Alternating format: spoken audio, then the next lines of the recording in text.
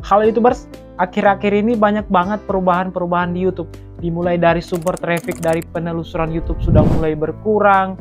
Dan sekarang katanya kalau kita mau mengajukan monetisasi itu susah banget jika konten kita tidak menampilkan wajah. Jadi inilah yang menjadi masalah buat teman-teman kita yang kontennya itu masih menggunakan konten atau video hasil comot sana, comot sini. Atau video yang di-download di Google, terus diedit lalu di-upload ke YouTube. Jadi teman-teman, sebenarnya berita ini berasal dari mana sih? Karena YouTube sendiri belum pernah menyampaikan bahwa konten yang tidak menampilkan wajah itu tidak akan bisa dimonetisasi. Biasanya kalau ada aturan baru itu akan ada info dari channel YouTube Kreator Indonesia. Tapi sampai sekarang pun saya cek di channel YouTube Kreator Indonesia belum ada pemberitahuan atau belum ada info kalau konten yang tidak menampilkan wajah ini tidak akan bisa dimonetisasi.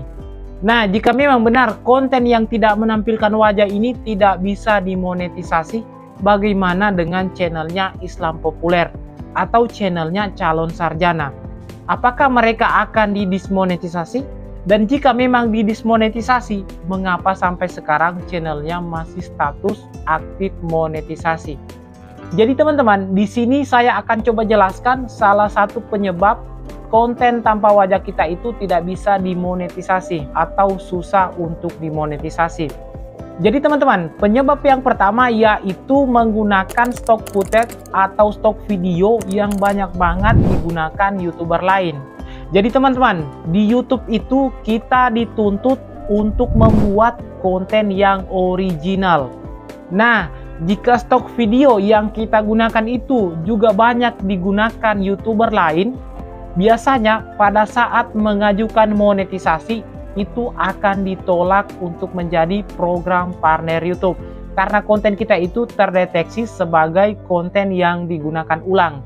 Jadi buat teman-teman yang kontennya itu masih mengandalkan stok footage atau stok video yang kalian download di Google atau yang kalian download di YouTube, cobalah kalian mencari stok footage atau stok video yang masih jarang digunakan YouTuber lain. Agar pada saat mengajukan monetisasi nanti kalian bisa diterima menjadi program partner YouTube. Lalu penyebab yang kedua teman-teman yaitu menggunakan suara robot atau suara yang dari Google. Seperti ini contohnya. Halo teman-teman. Nah, kalau di tahun 2018 sampai di tahun 2021 teman-teman, konten kayak gitu masih mudah banget untuk dimonetisasi. Tapi teman-teman, di tahun 2023 ini, konten yang menggunakan suara robot atau suara Google kayak gitu, itu akan susah untuk dimonetisasi. Karena sudah banyak banget YouTuber yang menggunakan suara Google kayak gitu. Bahkan sebagian ada channelnya didismonetisasi karena sudah menggunakan suara robot, lalu mereka menggunakan stok footage atau stok video yang banyak digunakan YouTuber lain. Jadi teman-teman, jika kalian menggunakan video stok footage atau konten kalian mengandalkan stok footage atau stok video yang kalian ambil di Google atau stok footage yang kalian ambil di YouTube, terus kalian edit lalu kalian menggunakan suara Google, sebaiknya jangan teman-teman. Jadi saran saya buat kalian yang membuat video kayak gitu, sebaiknya kalian menggunakan suara asli kalian. Agar pada saat mengajukan monetisasi nanti itu bisa lolos monetisasi. Lalu penyebab yang ketiga teman-teman yaitu membuat konten yang hasil rekam di bioskop atau di televisi. Biasanya konten yang kayak gitu itu akan susah untuk dimonetisasi. Mengapa saya katakan susah untuk dimonetisasi? Karena teman-teman bisa jadi sudah banyak yang mengupload konten kayak gitu di YouTube. Walaupun kalian merekam video itu menggunakan HP kalian sendiri. Misalnya kalian pergi jalan sama pacar kalian, terus kalian ke bioskop. Terus kalian rekamlah adegan yang di bioskop itu atau film yang di bioskop itu.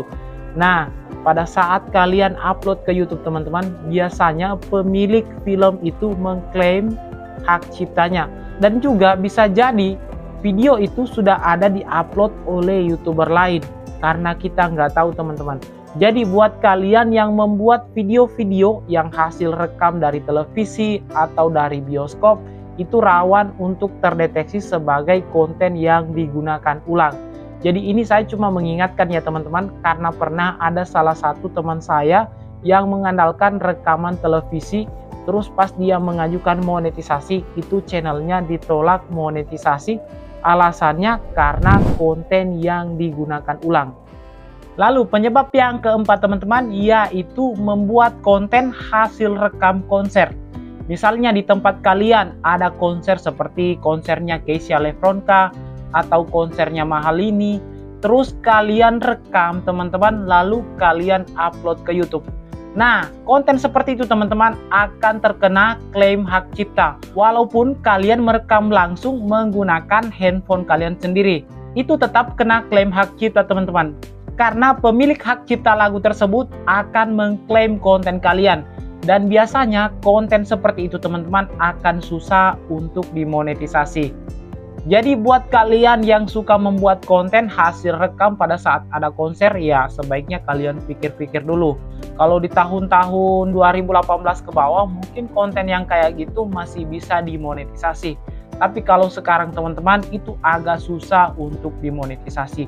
Jadi daripada kalian capek-capek rekam, udah buang-buang paket data, upload video ke YouTube, tapi nggak bisa juga dimonetisasi, buang-buang waktu saja.